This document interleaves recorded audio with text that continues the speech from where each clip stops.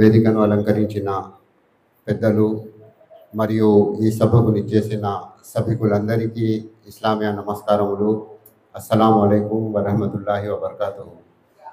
ఈ శుభ సందర్భంగా నేను సృష్టికర్తతో ప్రార్థిస్తున్నాను, మనందరిపై ఆ సృష్టికర్త తన దయ కరుణ కటాక్షాలు కలుగజేయునుగాక. ఆమీన్ సుమ్మా ఆమీన్. నా తోటి సోదరులారా, జమాతే ఇస్లామీ హింద్ ఒక ఆధ్వర్యంలో నిర్వహించే ఈ కార్యక్రమానికి ముఖ్య ఉద్దేశం ఏమిటంటే, మహాప్రవక్త ముహమ్మద్ సల్లల్లాహు అలైహి వసల్లం గారి బోధనలను విస్తరింపజేయాలి, మానవులందరికీ తెలియజేయాలి అనే ఉద్దేశంతో జమాతే ఇస్లామీ హింద్ పలు సందర్భాల్లో పలు కార్యక్రమాలు నిర్వహిస్తుంది. మరి ముఖ్యంగా ఈ మాసంలో ప్రవక్త ముహమ్మద్ సల్లల్లాహు అలైహి వసల్లం జన్మించారు, వారి బోధనలను యావత్తు మానవాళికి తెలియజేయాలనే ఉద్దేశంతో పలు ప్రాంతాలలో ఈ కార్యక్రమాలు ఇప్పుడే ఇంతకుముందు తెలియజేసినట్టుగా ప్రతి వృత్తిలో పనిచేసే, అది వైద్యులు కానీ, న్యాయవాదులు కానీ, లేక టెక్నీషియన్స్ కానీ, అందరి ముందు ప్రవక్త ముహమ్మద్ సల్లల్లాహు అలైహి వసల్లం యొక్క బోధనలను తెలియజేయాలనే ఉద్దేశంతో ఈ కార్యక్రమాన్ని నిర్వహించింది. వాస్తవానికి సమాజంలో ఒక అపోహ ఉన్నదండి. ప్రవక్త ముహమ్మద్ సల్లల్లాహు అలైహి వసల్లం ప్రస్తావన వచ్చే వరకు అందరిలో ఒక అపోహ ఉన్నది. ఏంటంటే ఈయన ముస్లింకు సంబంధించిన దైవ ప్రవక్త అని చెప్పి. ఇది వాస్తవానికి విరుద్ధం అండి. ప్రవక్త ముహమ్మద్ సల్లల్లాహు అలైహి వసల్లం కేవలం ముస్లింల ప్రవక్త కాదు, యావత్తు మానవాళి కోసం వచ్చిన చిట్ట చివరి దైవ ప్రవక్త అండి. మరి అలాగే దివ్య ఖురాన్ గురించి కూడా ఒక అపోహ ఉన్నది సమాజం లోపల. దివ్య ఖురాన్ అనేసరికి ఇది ముస్లింలకు సంబంధించిన గ్రంథం అని చెప్పి అనుకుంటారండి. ఇది కూడా వాస్తవానికి విరుద్ధం అండి. దివ్య ఖురాన్ కేవలం ముస్లింల గ్రంథం ఎంత మాత్రము కాదు. ఇది యావత్తు మానవాళి కోసం వచ్చిన దైవం పంపిన చిట్ట చివరి దైవ గ్రంథం అండి. ఎందుకంటే దేవుడు ఏ వస్తువును పంపించినా, దేనిని పంపించినా కేవలం ఒక వర్గానికి, ఒక మతానికి, ఒక ప్రాంతానికి ఎట్టి పరిస్థితుల్లో పంపించడండి. ఉదాహరణకు మీరు వర్షాన్ని చూడండి, ఇది ముస్లింల దేవుడు వర్షం కురిపిస్తున్నాడు అని చెప్పి వాళ్ళని అనగలరా అండి? ఇది కేవలం ముస్లింల దేవుడు కురిపిస్తున్నాము, దాని ద్వారా నేనే లాభం చెందుతా అని చెప్పి ముస్లింలు అనగలరా? ఇది ఎట్టి పరిస్థితుల్లో. అలాగే గాలి ఉన్నదండి, హైందవ సోదరులు ఈ విషయాన్ని చెప్పగలరా? ఇది మా దేవుడు గాలిని పంపిస్తున్నాడు, దీన్ని కేవలం మేమే పీల్చుకుంటాము, ఇతరులు ఎవరు పీల్చుకోకూడదని చెప్పగలరా? చెప్పలేరండి. ఎందుకంటే దేవుడు సమస్త మానవాళి కోసం పంపిస్తాడు ఏదైనా. అలాగే ప్రవక్త ముహమ్మద్ సల్లల్లాహు అలైహి వసల్లం కూడా సమస్త మానవాళి కోసం వచ్చిన చిట్ట చివరి దైవ ప్రవక్త. అలాగే దివ్య ఖురాన్ కూడా కేవలం ముస్లింల గ్రంథం ఎంత మాత్రము కాదండి, అది సమస్త మానవాళి కోసం వచ్చిన చిట్ట చివరి దైవ గ్రంథం. ఇదే ఉద్దేశాన్ని దృష్టిలో ఉంచుకొని జమాతే ఇస్లామీ హింద్ ఇలాంటి కార్యక్రమాలను నిర్వహిస్తుంది. అంటే మిమ్మల్ని పుట్టించిన మీ దేవుడు మీకు ఏ ఆదేశాలు ఇచ్చాడో దాన్ని తెలియజేయడానికి ఈ కార్యక్రమాలను నిర్వహిస్తుంది. అలాగే ముస్లిం సమాజం లోపల సంవత్సరానికి 12 నెలలు ఉంటాయండి, మీ అందరికీ తెలిసిన విషయమే. అందులో 3 నెలలకు చాలా ప్రాధాన్యత ఇస్తారండి. ఒకటి రంజాన్ నెల, మీకు అందరికీ తెలుసండి. రంజాన్ లోపల ఒక వాతావరణమే మారిపోతుంది. ఆ మాసానికి ఇంత ప్రాముఖ్యత ఇవ్వడానికి ముఖ్య కారణం ఏంటంటే, మానవుల మార్గదర్శకత్వం కోసం ఆ సృష్టికర్త మానవుల కోసం దివ్య గ్రంథం, దైవ గ్రంథమైన దివ్య ఖురాన్ను అవతరింపజేశాడు. ఇలాంటి గ్రంథాన్ని సృష్టికర్త మాకు అవతరింపజేశాడు, ఇలాంటి గ్రంథాన్ని మాకు ఇచ్చాడు అని చెప్పి అతనికి కృతజ్ఞత తెలియజేయడానికి యావత్తు ముస్లిం సమాజం ఒక మాసం వరకు ఉపవాస వ్రతాలను పాటిస్తుందండి. ఎందుకంటే మానవుని పుట్టించిన సృష్టికర్త మానవుని పుట్టించి ఇలాగే వదిలివేయలేదు. ఒకవేళ మనం లోపల ఒక అపోహ ఉన్నారనుకోండి, నేను నా జీవితం నా ఇష్టానుసారం నేను జీవిస్తా అంటే మీరు ఒక అపోహకు గురవుతున్నారు. ఇది వాస్తవానికి విరుద్ధం. నిన్ను పుట్టించిన నీ సృష్టికర్త నిన్ను పుట్టించి ఒక మార్గాన్ని చూపాడు, ఒక గమ్యాన్ని ఇచ్చాడు, ఒక పద్ధతిని సూచించాడు. ఆ పద్ధతిని సూచించడానికే దైవ ప్రవక్తలను పంపాడు, ఆ పద్ధతిని సూచించడానికే దైవ గ్రంథాలను పంపాడు, ఆ పద్ధతిని సూచించడానికే ఇవన్నీ పంపి సృష్టికర్త చెప్పాడు, చూడండి ఇవి నా ఆదేశాలు, దీన్ని మీరు నిత్య జీవితంలో పాటించండి చెప్పి ఆదేశాలు. ఇలాంటి గ్రంథాన్ని సృష్టికర్త మాకు దివ్య ఖురాన్ని ప్రసాదించాడని చెప్పి యావత్తు ముస్లిం సమాజం అతనికి కృతజ్ఞత తెలియజేయడానికి ఒక మాసం వరకు ఉపవాస వ్రతాలను పాటించి వారికి కృతజ్ఞత తెలియజేస్తారు. ఓ సృష్టికర్త మాకు ఇలాంటి గ్రంథాన్ని ప్రసాదించాడు. మీకు తెలుసండి, ఉపవాసం లోపల విశ్వాసి ఉదయం నుంచి సూర్యోదయం నుండి సూర్యుడు అస్తమించే వరకు అన్నపానీయాలను వదిలి అతడు ఒక ఉపవాస వ్రతాలను పాటిస్తాడు. తినడానికి తిండి ఉన్నా, తాగడానికి నీళ్లున్నా, ఆకలిని దాహాన్ని భరించుకుంటూ అతడు ఉపవాస వ్రతాలను పాటిస్తాడు. దానికి ముఖ్య కారణం ఏంటంటే ఎవరు చూసినా చూడకున్నా ఆ సృష్టికర్త నన్ను చూస్తున్నాడనే భావన అతని లోపల పెంపొందించాలని చెప్పి వ్రతాలు మాకు దోహదపడతాయి. రెండో మాసానికి ప్రాముఖ్యత ఇచ్చేది ఏంటంటే జిల్ హజ్ మాసాన్ని ఇస్తామండి. ఆ మాసం లోపల హజ్కు వెళ్తారు యావత్తు ముస్లిం సమాజం. అక్కడ యావత్తు ప్రపంచం నుండి యావత్తు ముస్లిం సమాజం అక్కడికి వెళ్ళి ప్రథమంగా ఆరాధ నిలయం నిర్మించిన కాబా లోపల అక్కడ యావత్తు ముస్లిం సమాజం ఆ సృష్టికర్తకు ఆరాధన చేస్తుందండి. అంటే తారతత్యాలు ఏం లేవు, అందరూ సమానమే. నల్లవానిపై తెల్లవానికి కానీ, ధనికునిపై పేదవానికి కానీ, పేదవానికి దాని కానీ వర్గాలు నిమ్మ నిగ్ర ఏం లేదండి. మానవులందరూ సమానమే అనే ఒక సూచనను ఆ హజ్ ప్రవర్తన చేస్తుందండి. మీరు చూస్తుంటారు టీవీ లోపల, వార్తాపత్రికల లోపల యావత్తు ముస్లిం సమాజంపై కాబా చుట్టూ తిరుగుతారు, అక్కడ చేస్తారు, హజ్ చేస్తారు. అంటే అక్కడ నుంచి సందేశం ఇచ్చేదంటే యావత్తు భూమి మీద ఉన్న మానవులందరూ ఒకే జంటకు పుట్టిన సంతానం. కులాలు వర్గాలు నిమ్మ నిగ్గ పెద్ద చిన్న ధనికుడు పేదవాడు ఏం లేదు, మీరందరూ దైవ దృష్టిలో ఒకరే. ఆ ఆది మానవుడైన ఆదం హవ్వ అలైహిస్సలాంకు పుట్టిన మీరందరూ అందుకోసమే దివ్య ఖురాన్ చెప్తుంది, యా అయ్యుహన్నాసు తఖూ రబ్బకుముల్లజీ ఖలఖకుమ్ మిన్ జౌజాహి. మేము ఒకే మానవ జంట నుండి మీరందరినీ పుట్టించాము, దాని ద్వారా యావత్తు భూమిలో మీరందరినీ వ్యాపింపజేశాము. అందుకే పరస్పరంగా మీరందరం ఒకరు కావలసిన వాళ్ళము. ఒకరి దుఃఖాలు ఒకరిని ఆదుకోవడం, ఒకరి సంతోషాల్లో ఒకరు పాలు పంచుకోవడం, ఇది మన అందరి విధి కర్తవ్యం బాధ్యత. ఇదే విషయాన్ని దృష్టిలో ఉంచుకొని జమాత్ ఇస్లామీ ఇలాంటి కార్యక్రమాలు చేస్తుంది. మళ్ళీ మూడో మాసం ఏంటంటే రబ్బీల్ అవల్ మాసం అండి. ప్రస్తుతం మనము కొనసాగిస్తున్న ఈ మాసం అండి. ఈ మాసానికి కూడా ముస్లిం సమాజంలో చాలా ప్రాముఖ్యత ఉన్నదండి. ఈ మాసానికి ఎందుకు ప్రాముఖ్యత ఇస్తారంటే ఈ మాసం లోపల ప్రవక్త ముహమ్మద్ సల్లల్లాహు అలైహి వసల్లం జన్మించారు. అందువలననే ఈ మాసానికి ముస్లిం సమాజం ఎక్కువ ప్రాముఖ్యత ఇస్తుంది. ఎందుకంటే ప్రవక్త ముహమ్మద్ సల్లల్లాహు అలైహి వసల్లం కేవలం ముస్లింలకే కాదు సమస్త మానవాళికి మార్గదర్శకత్వం చూపడానికి వచ్చిన దైవం పంపిన చిట్ట చివరి దైవ ప్రవక్త. వారి బోధనలలో కేవలం ఈ బోధనలు ముస్లింలు ఆచరించాలని చెప్పి ప్రవక్త ముహమ్మద్ సల్లల్లాహు అలైహి వసల్లం ఎన్నడూ అనలేదండి. ఈ బోధనలను హైందవ సోదరులు ఆచరించాలని చెప్పి ఎప్పుడు ప్రవక్త ముహమ్మద్ సల్లల్లాహు అలైహి వసల్లం అనలేదండి. ఈ బోధనలను క్రైస్తవులు ఆచరించాలని చెప్పి మహాప్రవక్త ముహమ్మద్ సల్లల్లాహు అలైహి వసల్లం ఎప్పుడు అనలేదండి. ప్రవక్త ముహమ్మద్ సల్లల్లాహు అలైహి వసల్లం ఎప్పుడన్నా యా అయ్యుహన్నాసు, ఓ మానవుల్లారా, ఓ మానవుల్లారా అని చెప్పి సంబోధించారు. యావత్తు మానవాళి కోసం తెలియజేశారు. చూడండి, ఈ పనులు మీరు చెయ్యండి, ఈ పనుల నుండి మీరు దూరం ఉండండి, దీని ద్వారా మీరు స్వాఫల్యం చెందుతారని చెప్పి ప్రవక్త ముహమ్మద్ సల్లల్లాహు అలైహి వసల్లం తెలియజేశారు. అందుకే మహాప్రవక్త ముహమ్మద్ సల్లల్లాహు అలైహి వసల్లంను విశ్వ కారుణ్యమూర్తి అంటారండి. అంటే సమస్త మానవాళికి, ఇంతకుముందు మీ ముందు ఖురాన్ పఠించండు, అందులోపల చాలా స్పష్టంగా తెలియజేయడం జరిగింది. చూడండి, ప్రవక్త ముహమ్మద్ సల్లల్లాహు అలైహి వసల్లం మీపై కరుణ చూపిండు. సృష్టికర్త ఆయనను పంపి మీపై కరుణను దయాను చూపారు. ఆయన వచ్చే ద్వారానే మీకు మార్గాన్ని తెలియజేశారు అని చెప్పారు. ఒకవేళ చరిత్రను అధ్యయనం చేస్తే ఎప్పుడైతే ప్రవక్త ముహమ్మద్ సల్లల్లాహు అలైహి వసల్లంను ప్రవక్తగా ఎన్నుకున్నారో అప్పుడు సమాజం ఎంత ఘోరమైన సమాజం ఉండే అని చెప్తే ఎలాంటి పరిస్థితులు అక్కడ ఉండే అంటే మీరు తెలుసుకుంటే, ఒకవేళ చరిత్ర అధ్యయనం చేసే వాళ్ళకు తెలిసి ఉంటుంది. అంత ఘోరమైన పరిస్థితుల్లో సృష్టికర్త ప్రవక్త ముహమ్మద్ సల్లల్లాహు అలైహి వసల్లంను దైవ ప్రవక్తగా ఎన్నుకున్నారని. అక్కడ మానవ విలువలు లేవు. ఎవరైనా వితంతువులు ఉంటే రెండో పెళ్లి చేసుకునే అర్హత లేదు. సవతి తల్లిని పెద్ద కొడుకు వివాహం చేసుకునేవారు. ఒకవేళ తండ్రి చచ్చిపోతే అతని ఆస్తి మొత్తం అతని పెద్ద కొడుకు రాసి ఇచ్చేవారు. మానవులను జంతువులను ఎలా బజారు లోపల అమ్ముతారో అలా బానిసలను అక్కడ తీసుకుపోయి అమ్మేవారు. మద్యం ప్రతి ఇంటి లోపల తాగేవారు. వ్యభిచారం సర్వసాధారణం ఉండే. ఒకవేళ ఆడపిల్ల పుడితే అతడు తన ఆడపిల్లను సజీవంగా పాత పెట్టేవారు. అక్కడ నిమ్మ నిగ్ర కులాలు మతాలు అని చెప్పి కాదు, ధనికులకు ఒక న్యాయం ఉండే, పేదవారికి ఒక న్యాయం ఉండే, అగ్రవర్గాలకు ఒక న్యాయం ఉండే, పేదవారికి ఒక న్యాయం ఉండే. ఇలాంటి ఘోరమైన స్థాయి లోపల సమాజం ఘోరమైన స్థాయిలో దారి దోపుడు జరిగేవి. ఎవరు ఎప్పుడు హతమాస్తారో తెలియదు. అలాంటి పరిస్థితుల లోపల మహాప్రవక్త ముహమ్మద్ సల్లల్లాహు అలైహి వసల్లంను సృష్టికర్త దైవ ప్రవక్తగా ఎన్నుకున్నారు.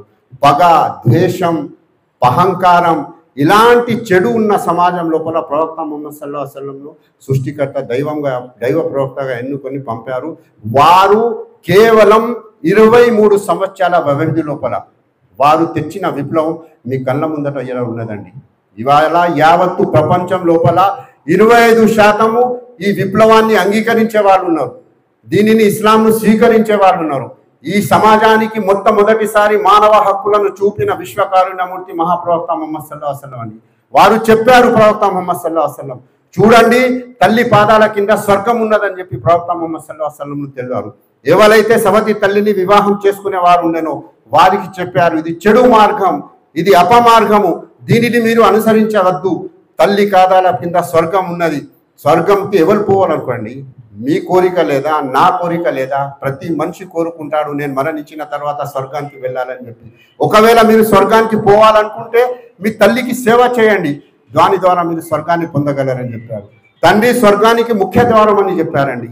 ఒకవేళ మీ స్వర్గంలో ప్రవేశించాలనుకుంటే మీ తండ్రికి సేవ చేయండి, అప్పుడే మీరు స్వర్గంలో ప్రవేశించగలరు, లేని ఎడల మీరు ప్రవేశించలేరని చెప్పారు. వడ్డీని నిషేధించారు.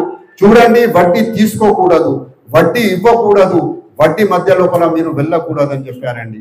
వడ్డీ కేవలం పైసా ద్వారా పైసా సంపాదించడం, ధనం ద్వారా ధనాన్ని సంపాదించడం, దీన్ని ఇస్లాం నిషేధిస్తుందండి. ఇది ఎంత ఘోరమైన పాపం అని చెప్తుంది. మద్యం సేవించరాదు అని చెప్తుంది. సమస్త చెడులకు ఏదైనా మూలం ఉంటే అది మద్యం. మనిషి ఏమైనా తన మధ్య పరిస్థితి లోపల వచ్చినప్పుడు అతడు ఎలాంటి చెడునైనా చేయగలరు, మీరు మద్యం నుంచి దూరం ఉండండి అని చెప్పి ప్రవక్త. ఇలాంటి బోధనలను ప్రవక్త ముహమ్మద్ సల్లల్లాహు అలైహి వసల్లం కేవలం 24 సంవత్సరాల వ్యవధి లోపల ఆ సమాజాన్ని మార్చి ఒక ఉత్తమమైన సమాజంగా నెలకొల్పారండి. మేము మానవ చరిత్ర లోపల చూస్తున్నామండి, ఎన్నో విప్లవాలు వచ్చాయి. డాక్టర్ అంబేద్కర్ గారు తీసుకొచ్చిన విప్లవం ఒక సామాన్య విప్లవం కాదండి. దళితులను తీసుకొచ్చి ఒక స్థాయి లోపల కూర్చోబెట్టారు. నెల్సన్ మండేలా తీసుకొచ్చిన విప్లవం ఒక సామాన్య విప్లవం కాదండి. నల్లవారిని తీసుకొచ్చి తెల్లవారికి సమానంగా. ఇలాంటి ఎన్నో విప్లవాలు మీరు యావత్తు ప్రపంచంలో చూడొచ్చు. కానీ ఏదో ఒక కోణం లోపల విప్లవాలు సంభవించాయండి. కానీ ప్రవక్త ముహమ్మద్ సల్లల్లాహు అలైహి వసల్లం చూపిన మార్గం లోపల మానవునికి సంబంధించిన, అతని జీవితానికి సంబంధించిన ప్రతి రంగం లోపల విప్లవాన్ని తీసుకొచ్చారండి. మీరు మీ భార్యల పట్ల ఎలా ఉండాలి, మీ సోదరుని పట్ల ఎలా ఉండాలి, మీ తోటి వారి హక్కులు ఎలాంటివి ఉన్నాయి, నీపై నీ హక్కులు ఎలాంటివి ఉన్నాయి, మీ దేవుడు నీపై ఎలాంటి హక్కులను చేర్చాడు. చివరికి ప్రవక్త ముహమ్మద్ సల్లల్లాహు అలైహి వసల్లం కాల కృత్యాలకు ఎలా వెళ్ళాలి దానిని కూడా ప్రవక్త ముహమ్మద్ సల్లల్లాహు అలైహి వసల్లం మానవులకు తెలియజేశాడు. అంటే మానవుని సృష్టించిన సృష్టికర్త మానవుని సృష్టించి ఇలాగే వదిలివేయలేదండి. మీ ఇష్టానుసారం తినండి, తాగండి, తహితాలాలండి, ఈ జీవితం నుంచి వెళ్ళిపోందండి. మానవ జీవితం అలా కాదండి. ఇది చాలా విలువైన జీవితం, ఇది చాలా ప్రాముఖ్యత కలిగిన జీవితం. మానవునికి సృష్టికర్త ఒకే జీవితాన్ని ప్రసాదించాడు, దాన్ని 2 భాగాల లోపల విభజించాడు. ఒకటి మరణానికి ముందు, రెండోది మరణం తర్వాత. మరణానికి ముందు జీవితం, యావత్తు జీవితం పరీక్ష సమయం అండి. మీరు పలికిన ప్రతి పలుకు, మీరు చూసిన ప్రతి చూపు, మీరు వేసిన ప్రతి అడుగు, మరణించిన తర్వాత నిన్ను పుట్టించిన నీ సృష్టికర్త ముందట నువ్వు సమాధానం చెప్పుకోవలసి ఉన్నది. తప్పనిసరిగా సమాధానం చెప్పుకోవలసి ఉన్నది. నిన్ను ప్రసాదించిన వరాల గురించి నిన్ను సృష్టికర్త మరణం తర్వాత నిన్ను అడుగుతాడు, నువ్వు దానికి సమాధానం చెప్పుకోవలసి ఉన్నది. ఈ సృష్టిని సృష్టించాడు, అందులో మానవునికి కావలసిన వసతులు అన్నిటినీ సమకూర్చాడు. నీకు ఏం తక్కువ ఉందండి ఈ సృష్టి లోపల? మానవునికి కావలసిన అన్ని వసతులు అనుకోవాలి. ఎవరు సృష్టించారు? సృష్టికర్త సృష్టించాడు. ఎవరి కోసం సృష్టించాడు? మానవుని కోసం సృష్టించాడు. ఇవన్నిటిని మీరు సద్వినియోగించుకోండి. దాని తర్వాత ఈ సృష్టిని సృష్టించిన సృష్టికర్తను మీరు ఆరాధించండి అని చెప్పి సృష్టికర్త చాలా స్పష్టంగా తెలియజేశాడండి. అంటే ఈ సృష్టి లోపల ఉన్న ప్రతి వస్తువును సృష్టించి మానవునికి కావలసిన వసతులన్నీ కల్పించి ఇక్కడ మానవునికి భూమిపై అధికారాన్ని ప్రసాదించి అతనికి పరీక్ష పెట్టి అతని జీవితం తర్వాత అతనికి ఇస్తారు. ఒక సందర్భంలో ప్రవక్త ముహమ్మద్ సల్లల్లాహు అలైహి వసల్లం తెలియజేశారు, చూడండి మానవుడు మరణిస్తే అతనితో 3 వస్తువులు వస్తాయి అని చెప్పారు. అయితే ప్రవక్త సోదరులు అడిగారు, ప్రవక్త అనుచరులు అడిగారు, ఏంటి అని చెప్పారు. అతడు సంపాదించిన సంపద అన్నాడు. అతడు మరణించిన తర్వాత ఆ సంపద ఆస్తి మొత్తం అతని అక్కడ ఇంటి లోపల ఉండిపోతుండని చెప్పారు. రెండవది అతడు సంపాదించిన బంధుమిత్రులు అని చెప్పారు. ఆ బంధుమిత్రులు శ్మశానం వరకు వస్తారు, అక్కడ నుంచి మళ్ళీ తిరిగి వెళ్ళిపోతారని. మూడవది అంటే అతడు చేసిన పుణ్య కార్యక్రమాలని చెప్పి అది యావత్తు అతడు పరలోకం లోపల కూడా వానికి శాశ్వతంగా స్వర్గం లోపల చేపిస్తాయని చెప్పి చెప్తున్నాడు. అంటే మీకు ప్రసాదించిన ఈ జీవితము ఆషామాషి కాదండి. ఈ జీవితాన్ని మీరు ప్రతి జాగ్రత్తగా ఈ జీవిత లక్ష్యాన్ని తెలుసుకొని మీ జీవితాన్ని కొనసాగించండి అని చెప్పారండి. ఇలాంటి విప్లవాన్ని తెచ్చారు. ఈరోజు మేము ఏ సమాజంలో అయితే జీవిస్తున్నామో ఈ సమాజం ఎలా ఉన్నదో మీ అందరికీ తెలిసిన విషయం అండి. మీరు ప్రతిరోజు వార్తాపత్రికలు చదువుతారు. కొన్ని సందర్భాల్లో అయితే ఆశ్చర్యాన్ని కలిగిస్తుందండి. అంటే మానవుడు అన్నవాడు ఇంత ఘోరమైన స్థాయికి దిగజారిపోతాడా అనే ఒక ఆశ్చర్యాన్ని కలిగిస్తుందండి. ఎలాంటి ఘోరాలు, ఎలాంటి నేరాలు ఈరోజు జరుగుతున్నాయి మేము చూస్తున్నాము. అనాథశాలలు, వృద్ధాశాలలు తిరుగుతున్నాయి. రేప్ కేసులు, దోని దోపిడీలు, ఒకరికొకరు అన్యాయం చేసుకున్నాడు, హత్యలు చేసుకున్నాడు, అందరు చేస్తున్నారు. ఎలాంటి ఘోరమైన స్థాయి కంటే మనిషి ఈరోజు ఎంత భయాందోళన లోపల జీవితాన్ని కొనసాగిస్తున్నాడంటే రేపు నాకే పరిస్థితి ఏర్పడుతుందో అనే భావన అతని లోపల ఉన్నది. అయితే ఇలాంటి సమాజం లోపల మేము జీవిస్తే ఈ ప్రవక్త ముహమ్మద్ సల్లల్లాహు అలైహి వసల్లం యొక్క బోధనలను విస్తరింపజేయడం మనందరి విధి, కర్తవ్యం, బాధ్యత అండి. వారి జీవితం యొక్క చరిత్రను మనం తెలుసుకోవాలి. ప్రవక్త ముహమ్మద్ సల్లల్లాహు అలైహి వసల్లం చెప్పారు, మీరు వడ్డీ తీసుకోకూడదని చెప్పి. దానిని మనం నుంచి ప్రారంభిస్తాం. ఈ సమాజాన్ని సంస్కరించడానికి మనం అందరం ప్రయత్నం చేస్తాం. వారి బోధనలను కేవలం మా జీవితం లోపలనే కాదు, ఇతరులను కూడా వారికి తెలియజేయాలి.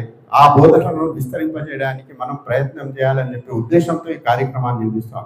నా తోటి సోదరులారా, చూడండి, ఈ జీవితము తాత్కాలికం. ఇది మనందరికీ తెలిసిన విషయం అండి.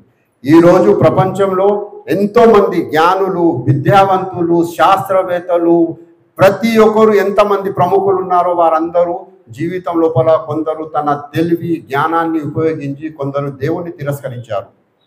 కొందరు ఇంకో అడుగు ముందుకేసి దైవ ప్రవక్తలను తిరస్కరించారు. కొందరు దైవ గ్రంథాలను తిరస్కరించారు. కానీ ఇప్పటి వరకు మరణాన్ని ఎవరు తిరస్కరించలేదండి. మరణం తప్పనిసరి. కుల్లు నఫ్సిన్ జాయిఖతున్. మీరు ఒకరోజు తప్పనిసరి మరణించవలసి ఉన్నది.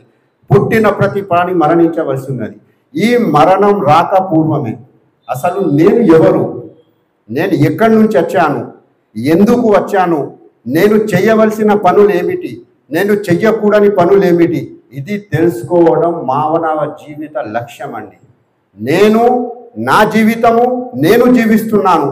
ఎందుకు జీవిస్తున్నాను నాకు తెలియదు, అయినా కానీ నేను జీవిస్తున్నాను. ఇలాంటి జీవితం జీవించడం సబబా, న్యాయమా? ఒకసారి మీరే ఆలోచించుకోండి. మీ హృదయం చేతులపై చేసుకోండి. అసలు మానవ జీవితానికి ఏదైనా లక్ష్యం ఉందా లేదా? కేవలం ఇలాగే వచ్చి తిని తాగి ఇక్కడ నుంచి వెళ్ళిపోవడమే. మానవుడు ఈ సృష్టి లోపల ఉత్తమమైన ప్రాణి అని చెప్పి చెప్తుంది దివ్యఖురాన్. మీ ప్రాణి లోపల, ఈ సృష్టి లోపల ఒకవేళ ఉత్తమమైన ప్రాణి ఏది ఉంటే అతడు మానవుడు ఉన్నాడు. ఈ సృష్టి లోపలి ప్రతి వస్తువు మానవుడి సేవ కోసం సృష్టించడం జరిగిందని చెప్పి సృష్టికర్త దివ్యఖురాన్లో చాలా స్పష్టంగా తెలియజేయడం జరిగింది. ఆకాశం మీకు సేవ చేస్తుండండి. మీ ద్వారా ఆకాశానికి ఎలాంటి లాభం లేదు. భూమిపై మీరు నివసిస్తున్నారు. భూమి ద్వారా భూమికి ఎలాంటి లాభం లేదండి. గాలిని మీరు పీల్చుకుంటున్నారు. మీ ద్వారా గాలికి ఎలాంటి లాభం లేదండి. సూర్యుని ద్వారా మీకు లాభం ఉంది. మీ ద్వారా సూర్యునికి లాభం లేదండి. వీటన్నిటిని సృష్టించిన వాడు ఎవడు? అతడే సృష్టికర్త. మీ సేవ కోసం సృష్టించాడు. మీ జీవితం కొనసాగించాలని చెప్పి సృష్టించాడు. మీకు వసతులు కల్పించాలని చెప్పి సృష్టించాడు. వీటన్నిటిని సృష్టించి మీకు అధికారాన్ని ప్రసాదించాడు. మీ ఇష్టానుసారం మీ ఇక్కడ జీవితాన్ని కొనసాగించని చెప్పి వీటన్నిటిని మీరు సద్వినియోగించుకొని మీ జీవితాన్ని కొనసాగిస్తూ వీటన్నిటిని సృష్టించిన సృష్టికర్తనే ఒకవేళ మీరు తిరస్కరిస్తే ఆ సృష్టికర్త చెప్తున్నాడు, నేను తప్పనిసరిగా మిమ్మల్ని శిక్షకు అర్హులవుతారని చెప్పి చెప్తున్నారండి. అయితే మనం జీవిస్తున్న జీవితం యొక్క వాస్తవాలను తెలుసుకోవాలి. ఆ మహాప్రవక్త ముహమ్మద్ సల్లల్లాహు అలైహి వసల్లం మనకు ఎలాంటి బోధనలు చేశారో ఆ బోధనలు తెలియజేసుకోవాలండి. దానిని మనం ఆచరించడానికి ప్రయత్నం చేయాలి. దానిని విస్తరింపజేయడానికి ప్రయత్నం చేయాలి. ప్రవక్త ముహమ్మద్ సల్లల్లాహు అలైహి వసల్లం చాలా స్పష్టంగా తెలియాలి. చూడండి, మద్యం సమస్త చెడులకు మూలం అని చెప్పిందండి. ఈరోజు కొన్ని వేల, వందల, లక్షల కుటుంబాలు ఉన్నాయండి మద్యం ద్వారా సర్వనాశనం అయిపోతున్నాయండి. మీరు ఒకవేళ సర్వే చేస్తే ఒక్కొక్క ఇంటికి పోతే మద్యం వాళ్ళ కుటుంబాలు అన్ని నాశనం అయిపోతున్నాయి. ఆడవాళ్ళు కూర్చొని ఏడుస్తున్నారండి, నా కుటుంబం మొత్తం ఆరోగ్యపరంగా, ఆర్థిక పరంగా, సామాజిక పరంగా అదైతుంది. ఇలాంటి మద్యాన్ని ఇస్లాం నిషేధిస్తుందండి. మీరు మద్యం జోలికి వెళ్ళకండి. మద్యం ద్వారా చేస్తే ఒకవేళ అది సమస్త చెడులకు మూల కారణమవుతుంది. వడ్డీని ఇస్లాం ధర్మం నిషేధిస్తుంది. మీరు వడ్డీ తీసుకోవడం, ఇవ్వడం, రాయడం, దాని మధ్యలో పోవడం, ఇది అన్నిటిని నిషేధిస్తుందండి. కేవలం డబ్బు ద్వారా డబ్బు సంపాదించడం, ధనికుడు అవ్వడం, పేదవాడు అవ్వడం, ఇది వడ్డీ లోపల ఉన్న చెడులండి. సమాజం దీనిని బలహీనపరుస్తుంది, వర్గాలుగా చీలేస్తుంది, బీదవారిని ధనికుల్ని చేస్తుంది. ఇస్లాం దీనిని నిషేధిస్తుంది. మీరు వడ్డీ తీసుకోవడం, వడ్డీ ఇవ్వడం వీటన్నిటిని నిషేధిస్తుంది. దీని ద్వారా దూరంగా ఉండండి అని చెప్తుందండి. అలాగే ఇస్లాం వ్యభిచారానికి దూరంగా ఉండంటుంది. కుటుంబ వ్యవస్థను సర్వనాశనం చేసేది ఏమైనా ఉంటే అది వ్యభిచారం అండి. ఈరోజు మహిళలకు ఇస్లాం ధర్మం పర్దా లోపల ఉండమని చెప్తుందండి. మీ సొగసును, మీ సౌందర్యాన్ని, మీ అందాన్ని కేవలం మీ భర్త తప్ప ఇతరుల ముందు మీరు ఎట్టి పరిస్థితి లోపల చూపకూడదు. అతనికి అర్హుడు ఎవడైనా ఉన్నాడంటే మీ భర్త ఉన్నాడు, ఇతరులు. ఒకవేళ ఒక స్త్రీ తన సింగారం చేసుకొని బయటికి వెళ్తుందంటే దానికి ముఖ్య కారణం ఏందండి? ఇతరులు ఆమె వైపు ఆకర్షితులు కావాలని చెప్పే కదా. దాని తప్ప ఎందుకు సింగారం చేసుకొని బయటికి వెళ్తుంది? ఇస్లాం ధర్మం దీన్ని నిషేధిస్తుంది. కాదు, నీ అందము, నీ సొగసు, నీ ప్రేమకు అర్హులు ఎవరైనా ఉంటే నీ భర్త ఉన్నాడు, అతన్ని తప్ప ఎవరు నీ అందాన్ని చూడకూడదు అని చెప్తుంది. ఒకవేళ కుటుంబ వ్యవస్థను సర్వనాశనం చేసేది ఏదైనా ఉంటే అది వ్యభిచారం అండి. దానికి మీరు దూరంగా ఉండండి అని చెప్తుందండి. అలాగే తల్లిదండ్రులను మీరు సేవ చెయ్యండి అని చెప్తుందండి. తల్లి పాదాల కింద స్వర్గం ఉన్నదని చెప్తుందండి. ఈరోజు వృద్ధాశాలలు వెళ్తున్నాయండి. కానీ పెంచి పోషించిన తల్లిదండ్రులను తీసుకోపోయి ఓల్డ్ ఏజ్ లోపల ఒక కొడుకు తీసుకోపోయి ఇసిపెట్టి వస్తున్నాడండి. ఇలాంటి ఘోరమైన పరిస్థితులు ఏర్పడుతున్నాయండి. అంటే తల్లి స్థానం ఏంది ప్రవక్త ముహమ్మద్ సల్లల్లాహు అలైహి వసల్లం తెలిసారు. తండ్రి స్థానం ఏంది ప్రవక్త ముహమ్మద్ సల్లల్లాహు అలైహి వసల్లం తెలిసారు. నీ సోదరుడితో నువ్వు ఒకవేళ అతడు నీ ఇంటి పక్కవాడు ఆకలిగా ఉంటే అతడు ఉన్నప్పుడు ఆకలిగా నువ్వు కడుపు నిండా అన్నం తింటే నువ్వు విశ్వాసి కాలేదని చెప్తున్నావు. అంటే నువ్వు ముస్లిమే కాదని చెప్పింది ప్రవక్త ముహమ్మద్ సల్లల్లాహు అలైహి వసల్లం. నీ ఇంటి పక్కవాడు ఒకవేళ ఆకలిగా ఉంటే నువ్వు కడుపు నిండా అన్నం తింటే నువ్వు అసలు ముస్లిమే కాదని చెప్పింది. ఈ బోధనలను మేము ఆచరించడం కాదండి. ఈ బోధనలను మనం సమాజం లోపల విస్తరింపజేయాలి. ఒక మంచి సమాజాన్ని చేయాలి. ఒక శ్రేష్టమైన ఉత్తమమైన సమాజాన్ని నెలకొల్పడానికి మనం ప్రయత్నం చేయాలి. ఈ బోధనలను మిమ్మల్ని తెలియజేయాలని చెప్పి, అలాగే ఈ బోధనను మానవుల లోపల విస్తరింపజేయాలని చెప్పి ఆ ఉద్దేశంతో ఇలాంటి కార్యక్రమాలు నిర్వహిస్తుంది. నేను ఈ శుభ సందర్భంగా నాకు అవకాశం ఇచ్చినందుకు మీకు కృతజ్ఞత తెలియజేస్తూ, మళ్ళీ ప్రవక్త ముహమ్మద్ సల్లల్లాహు అలైహి వసల్లం గారి యొక్క జీవిత చరిత్రను మీరు అధ్యయనం చేసుకుంటూ వారిని దాని లోపల ఆచరించుకుంటూ మీరు దాన్ని ఇతరులకు బోధిస్తారని చెప్పి నేను ఆశిస్తున్నాను. మళ్ళీ ప్రవక్త ముహమ్మద్ సల్లల్లాహు అలైహి వసల్లం యొక్క బోధనలు తెలుగు లోపల కానీ మీకు ఒకవేళ అవకాశం ఉంటే అక్కడ జమాత్ ఇస్లామీ ఆఫీస్ లోపల కూడా దొరుకుతాయి. మా వద్ద కూడా మీరు అవకాశం దొరికితే మీకు ఇక్కడ ఇవ్వడం జరుగుతుంది. దానిని తెలుసుకోండి. మరొకసారి నేను మీ ముందు తెలియజేస్తున్నాను, ప్రవక్త ముహమ్మద్ సల్లల్లాహు అలైహి వసల్లం కేవలం ముస్లింల ప్రవక్త ఎట్టి పరిస్థితుల్లో కాదు. వారు యావత్తు మానవాళి కోసం వచ్చిన చిట్ట చివరి దైవ ప్రవక్త అంది. వారు అందరు మానవుల కోసం వచ్చిన దైవ ప్రవక్త. ఇది ముస్లింల ప్రవక్త కాదు. అలాగే దివ్య ఖురాన్ కూడా ఇది కేవలం ముస్లింల గ్రంథం ఎట్టి పరిస్థితులు కాదు. ఒకవేళ ఎవరైనా అలా చెప్తున్నారు, ఇది నా ఆధిపత్యం, ఇది నా గ్రంథం అని చెప్తుంటే వారు అవగాహన లేకుండా చెప్తున్నారండి. ఇది వాస్తవానికి విరుద్ధము. ఒకవేళ మీరు దివ్య ఖురాన్ చదివితే అందులోపల పలు సందర్భాల లోపల ఈ విషయం తెలియజేయడం, ఓ మానవులారా, ఓ మానవులా అని చెప్పి ఇది సమస్త మానవాళి కోసం వచ్చిన దివ్య ఖురాన్ అండి. దీనిని కూడా మీరు చదవండి. అది తెలుగు లోపల, ఇంగ్లీష్ లోపల, ఏ భాష లోపల మీరు వచ్చినా కానీ అందులోపల అది ఉన్నది. దానిని చదివే ప్రయత్నం చేయండి. వారి బోధనను మీరు అనుసరించడానికి ప్రయత్నం చేయండి. నాకు ఈ అవకాశం ఇచ్చినందుకు నేను మీకు కృతజ్ఞత తెలియజేస్తూ నేను నా ఉపన్యాసాన్ని ముగిస్తున్నాను.